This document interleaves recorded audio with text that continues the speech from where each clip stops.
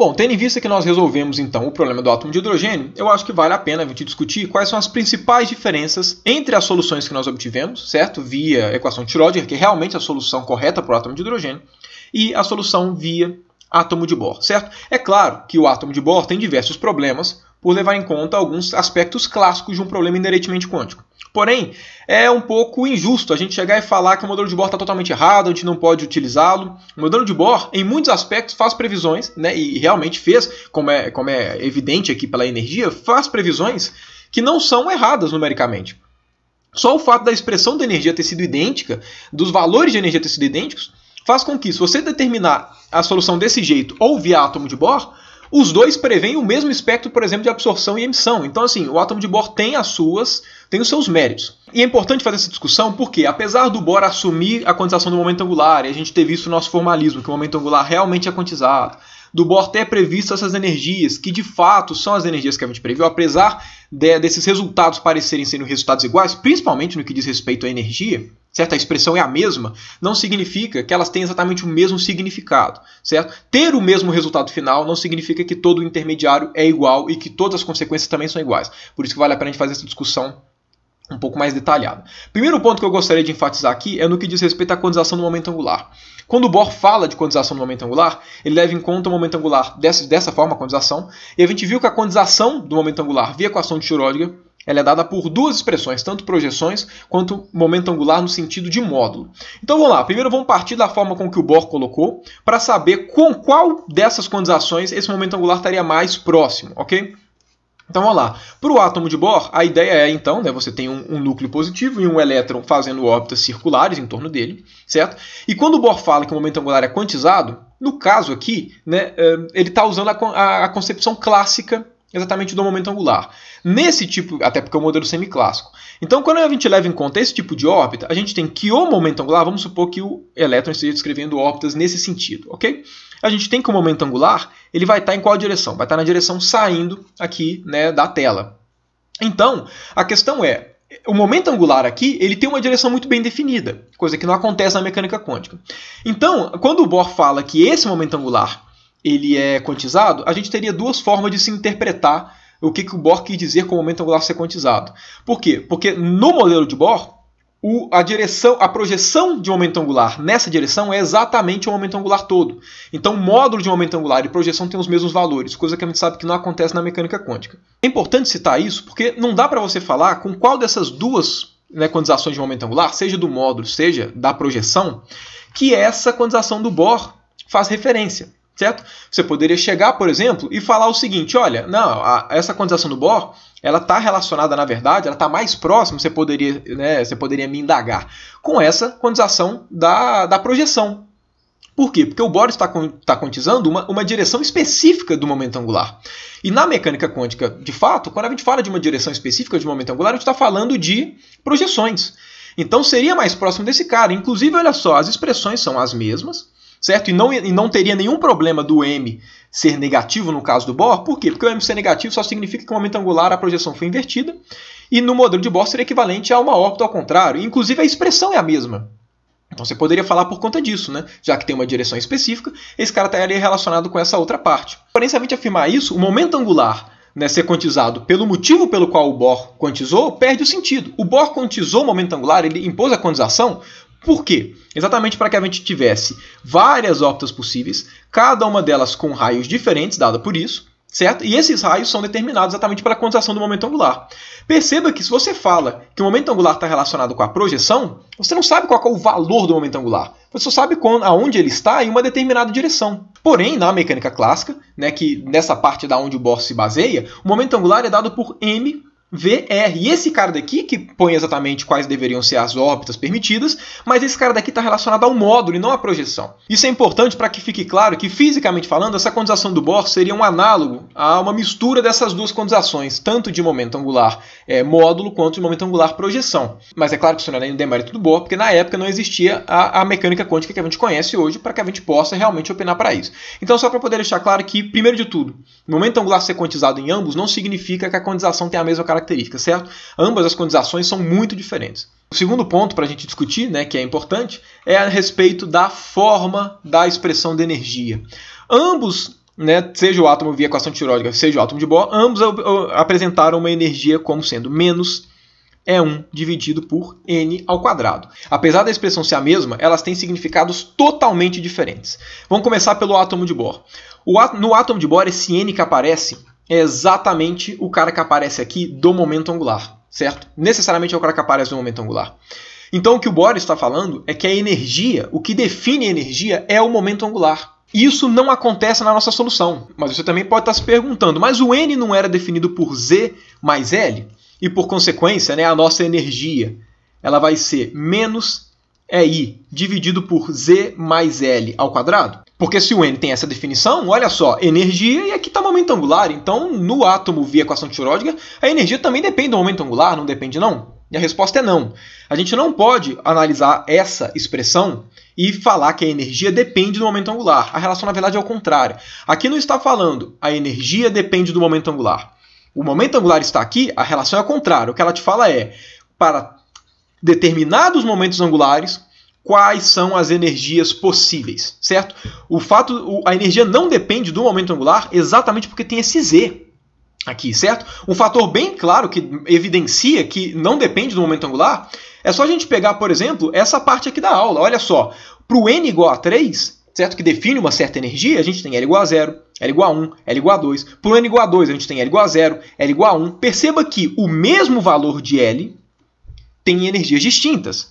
Nesse caso aqui também, o mesmo valor de L tem energias distintas. Então, quando a gente pega a expressão da energia em termos, né, do N escrito como Z mais L, não podemos interpretar isso, né, reafirmando, não podemos interpretar que a energia depende do momento angular. O que a gente pode afirmar, o que essa expressão nos diz é que, para um determinado valor de momento angular, qual é o valor da energia, ok?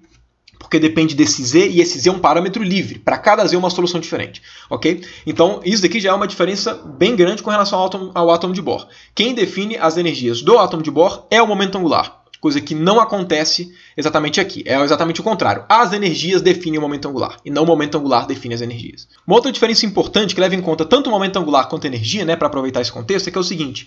No átomo de Bohr, o momento angular é dado por esse N, certo? De forma que o nosso N é sempre maior ou igual a 1, certo? Ele é sempre um número inteiro, mas ele nunca é igual a 0. Não faz sentido a gente pensar classicamente no modelo de Bohr, certo? No momento angular 0, certo? Porque toda órbita clássica tem momento angular. Em compensação, a gente viu aqui, né, na nossa descrição, que o momento angular pode ser igual a 0. Então a gente pode ter um elétron orbitando um núcleo, e mesmo assim o momento angular do sistema ser zero, certo? Isso é uma característica 100% quântica. Primeira, assim, uma das diferenças também grandes com relação à característica de momento angular. Uma outra também que é muito importante é que é o seguinte, cada energia aqui é relacionada a somente um momento angular, certo? Então, para um momento angular igual a h barra, só existe a energia E1. Para o momento angular 2h barra, só existe a energia E2. Certo? Cada momento angular tem uma energia específica e cada energia específica diz respeito a somente um momento angular. Agora, na nossa descrição do átomo de hidrogênio via equação de Schrödinger, o resultado que a gente obteve é que para uma determinada energia, né, relacionada exatamente ao parâmetro N, nós temos N possibilidades, né, N soluções com momentos angulares distintos. Porque para cada N, a gente tem que o nosso momento angular ele pode variar de 0 até N menos 1. Ou seja, tem N possibilidades de momento angular, porque lembrando, o N não pode ser 0, mas o L pode, certo? Então, mesmo indo até N menos 1, a opção do 0 faz com que aqui tenham N termos, certo? Enfim, a nossa descrição mostra que a gente tem diversos momentos angulares tendo a mesma energia. Ou seja, o momento angular não determina qual energia ele tem, e dado uma energia, você não consegue afirmar qual é o momento angular, a não ser que o seu N seja igual a 1. Certo? Seja o estado fundamental, porque aí de fato a gente só vai ter uma solução de momento angular 0, certo? É o único contexto na mecânica, na mecânica quântica, via a descrição da equação de Schrödinger, em que o momento angular determina a energia e a energia determina o momento angular. Mas esse é um caso específico, certo? É bem específico. Para o resto todo, a gente tem diversas possibilidades de momento angular. Essa é uma distinção extremamente importante entre os dois. Mas, bom, o terceiro ponto que vale a pena a gente analisar é esse último daqui, mas quando a gente olha para ele, parece que não tem muito jeito de analisar isso em termos da mecânica quântica. Por quê? Porque no átomo de Bohr, como a gente tem quantização no momento angular e as órbitas são clássicas, né, a gente tem uma distância específica, já que as órbitas são circulares. Porém, a gente viu aqui que o elétron ele pode estar em diversas posições, certo? Ele pode ser encontrado porque existe uma densidade de probabilidade, certo? Existe uma função, que é aquela função R, que fala as probabilidades de ele ser encontrado em diversas posições. Então, o elétron não está em uma determinada, em um determinado raio específico de órbita na solução, de fato, da nossa equação de Schrödinger. Por conta disso, parece que não existe exatamente um análogo do átomo de hidrogênio que se reduza exatamente no limite semiclássico, para esse caso daqui, né? Exatamente a essa relação. Porém, existe uma situação específica das soluções do átomo de hidrogênio que acaba tendo relação com essa expressão aqui, né? Exatamente das órbitas, quais seriam as órbitas descritas pelo nosso sistema quântico, certo? Pelo nosso elétron no átomo de hidrogênio. Essa situação específica ela corresponde ao seguinte: vamos analisar as soluções de órbita do átomo de hidrogênio daquelas que têm o maior momento angular possível. Ou seja, vamos analisar exatamente as soluções que possuem número quântico n de energia e que o L seja exatamente n-1, certo? Ou seja, vamos analisar exatamente essa gama aqui, né? Essa gama de soluções, em que o momento angular é o máximo possível. Tendo em vista essas soluções, que o momento angular é o maior valor possível, a gente pode se perguntar quais são as funções de onda correspondentes a esses caras daqui, certo? Que tem o maior momento angular possível. Como é que a gente faz para responder isso? A gente coloca essas condições exatamente aqui na nossa equação de recorrência para pegar qual que vai ser, né, exatamente a nossa solução do átomo de hidrogênio, certo? Então, olha só, mesma coisa, certo? Vamos determinar aqui mais uma funçãozinha de onda que serve para qualquer n, desde que o momento angular seja o máximo possível. Ou seja, vamos determinar aqui, né, no parâmetro para n, a nossa função para o número quântico n e para o L igual a n-1. Dado que a gente tem esses caras, olha só, a gente tem que o nosso yn, n-1, vai ser igual a quanto? Vai ser igual a um somatório em K de CK ρ de K mais L mais 1. Mais L mais 1, levando em conta esse valor de L, aqui fica mais N, ok? Então, esse cara daqui vai ser o que a gente vai pegar na expansão. Então, aqui mesma ideia, vamos chamar o C0 de C, certo? Uma constante que pode ser ajustada depois por normalização, ok? Além disso, nós temos que o nosso lambda vai ser quanto? O nosso lambda N vai ser simplesmente 1 dividido por n, certo? Sem nenhum problema com relação a isso. Então, olha só, esse cara daqui vai começar a ser o quê? Vai começar a ser C0, que é simplesmente C, e agora com o K sendo igual a zero, ou seja, ρ elevado a n, certo? Agora, o que a gente tem que determinar? A gente tem que determinar o nosso C1. Para determinar o nosso C1, esse índicezinho daqui todo tem que ser igual a 1, ou seja, a gente tem que colocar aqui, nesse caso, o K igual a zero, certo? Para essa expressão de recorrência pegar o coeficiente que a gente quer. Então, esse cara daqui vai ser o quê? 2 vezes lambda n, que é 1 dividido por n. Aqui vai ter K, que é 0, mais L, que é n-1, mais 1. Então, mais n. E aqui, menos 1, dividido por aí vai. Certo? Olha só, o que a gente tem? N dividido por n vai dar 1. Certo? E claro, aqui tem um C0, né? Mas enfim, esse cara daqui todo vai ser igual a zero. Então, se a gente tem exatamente, né, se a gente pega as soluções que o momento angular é o maior possível, o nosso C1 já de cara é zero. Então, a nossa função de onda ela só é proporcional a um ρn, dependendo de qual n que você está pegando.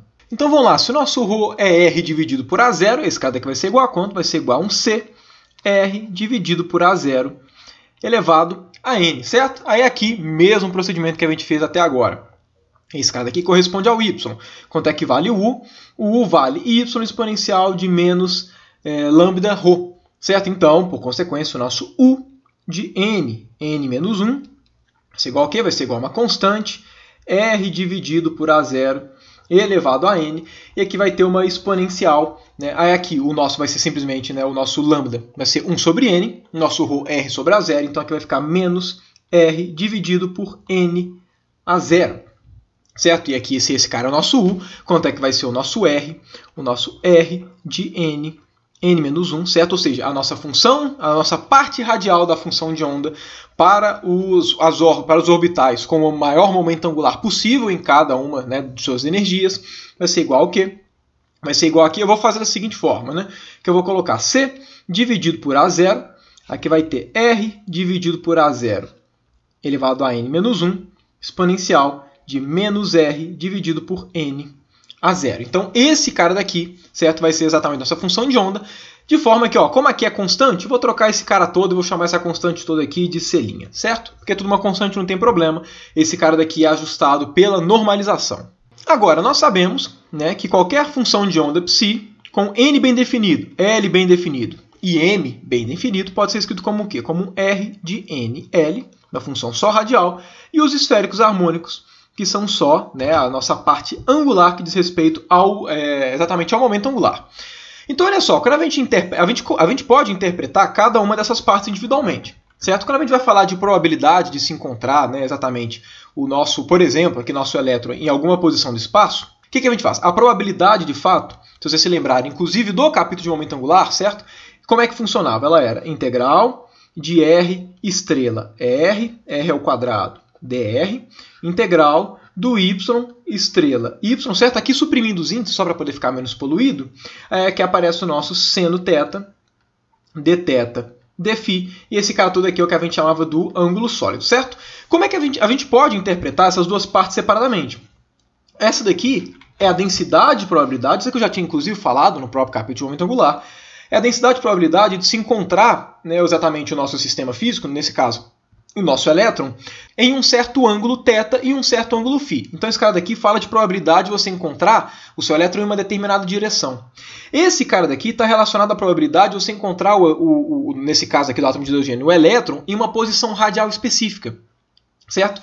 De forma que, analisando somente essa parte radial, esse RNL, quando a gente faz ele vezes o seu complexo conjugado, vezes R quadrado, que é o termo que aparece dentro dessa integral, essa é a densidade de probabilidade de se encontrar. Ou seja, se eu pego esse cara e multiplico por dr, isso aqui é a probabilidade de se encontrar, né, exatamente o nosso sistema, né, no caso aqui o elétron, entre a posição R e R mais dr. Certo? Então esse cara daqui está relacionado à probabilidade de se encontrar o nosso sistema em uma determinada distância radial do núcleo. Ok? Agora, olha só, vamos pegar então a função de onda que a gente acabou de determinar para esse caso específico, certo? Que são os sistemas em que o momento angular tem o maior valor possível, os orbitais em que ele tem o maior valor possível. Esse cara daqui, olha só, envolve tanto um polinômio quanto uma exponencial. Então o que a gente pode se perguntar é o seguinte, esse cara daqui vai ser uma curva no espaço e a gente pode se perguntar qual que é a distância com relação ao núcleo que é mais provável, né, da gente conseguir encontrar o nosso elétron, ok? Ou seja, onde a probabilidade é máxima. A probabilidade é máxima onde esse cara daqui é máximo, certo? No R específico, em que essa expressão dá o maior valor, lá significa que é a região onde é mais provável de você encontrar o seu sistema. Ok? Então a gente pode se perguntar, para esse sisteminha daqui, né, para esse orbital que possui maior momento angular, qual que é a região, né, distante do núcleo mais próxima de você encontrar, mais provável de você encontrar o elétron? Para a gente fazer isso, o que a gente tem que fazer? R complexo conjugado vezes R coordenada ao quadrado. Como esse cara daqui tem todos os coeficientes reais, esse cara daqui, certo?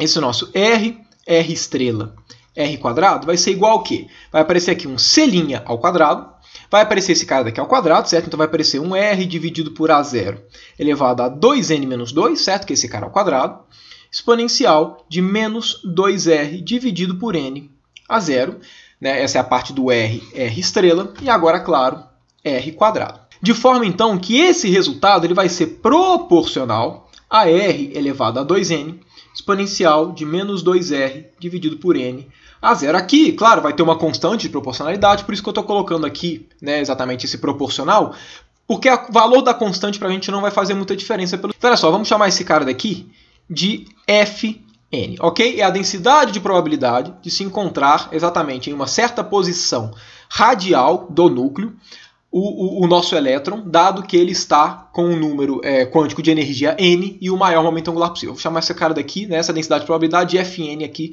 só por um momento. Então vamos lá, qual vai ser a distância em que nós vamos ter uma probabilidade máxima, certo? Como é que a gente faz para determinar isso? A nossa probabilidade vai ser máxima quando a derivada desse f for igual a 0, porque pode ser um ponto máximo ou um ponto mínimo, certo? E nos pontos máximos significa que vai ser a maior probabilidade possível. Logo, estamos buscando soluções para a equação. Derivada de f com relação a r é igual a 0, certo? A probabilidade com relação à parte radial ser igual a 0. Esse cara daqui vai ser o quê? Basta a gente derivar esse terminho daqui. Então, como é que vai ser essa derivada? Aqui a gente vai ter uma regra do produto, certo? Aqui vai aparecer 2n, que multiplica r elevado a n a 2n menos 1, certo?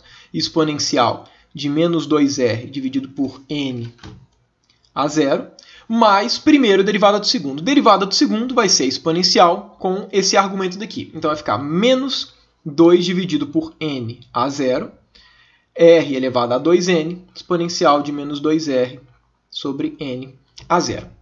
Certo? Como todo esse cara daqui é igual a zero, e ambos os termos têm uma exponencial que nunca se anula, a gente pode tirar a exponencial desse cara.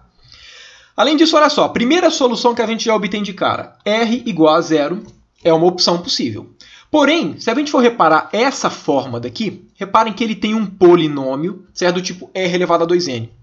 Por conta desse termo daqui, e pelo fato de que indo para r igual a zero, a exponencial tende para 1, a gente consegue fazer, eu não vou mostrar aqui especificamente, mas esse ponto r igual a zero é um ponto mínimo, ele não é um ponto máximo. Como a gente está buscando uma solução de probabilidade máxima e, por consequência, o r igual a zero não é a nossa solução, o que a gente pode fazer?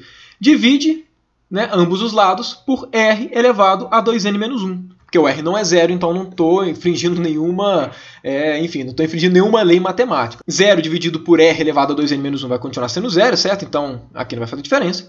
Esse cara aqui vai cortar, certo? E o nosso r elevado a 2n menos 1 aqui, ele corta com esse expoente, ficando somente r.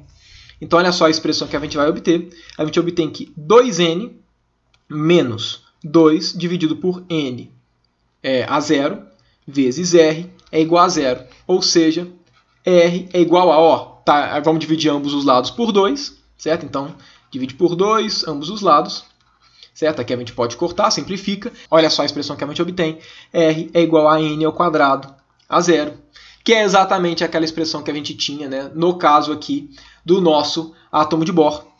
Ou seja, essa expressão daqui do átomo de Bohr, das órbitas possíveis, ela tem uma certa relação com as soluções do átomo de hidrogênio. Qual que é essa solução? Quando você pega as soluções nas quais o momento angular orbital tem o maior valor possível, a posição mais provável de você encontrar o elétron é exatamente descrita pelas órbitas que o Bohr colocava no seu modelinho do átomo de Bohr. Ou seja, nesse sentido, é como se o átomo de Bohr tivesse ali relacionado a exatamente o maior valor de momento angular dos átomos. O que faria até sentido, se você fosse parar para pensar, porque olha só, levando em conta que o momento angular aqui é definido pelo mesmo número da energia com n igual a 1 corresponderia a um momento angular igual a 1. O n igual a 2 é um momento angular igual a 2. Percebam que essa situação nunca acontece no átomo de hidrogênio real, porque o maior valor do L possível é uma unidade a menos do N. Mas percebam que a situação mais próxima de momento angular e energia aqui, quando a gente vê o átomo de hidrogênio real, é aquele em que o momento angular tem o maior valor possível. Né? E aí, no caso, a posição mais provável de se encontrar o elétron realmente determinada pelo raio de Bohr. Então é interessante que, apesar do átomo de Bohr não ser um modelo correto, certo? Ser um modelo semiclássico, somente com uma característica da mecânica quântica, que é a quantização do momento angular, que ainda assim é feita mais ou menos, ainda assim é inacreditável como os resultados do átomo de Bohr têm correspondência realmente com o modelo correto do átomo de hidrogênio, certo? Mas bom, essa era a discussão que eu queria colocar aqui, certo? Espero que vocês tenham gostado dessas aulas.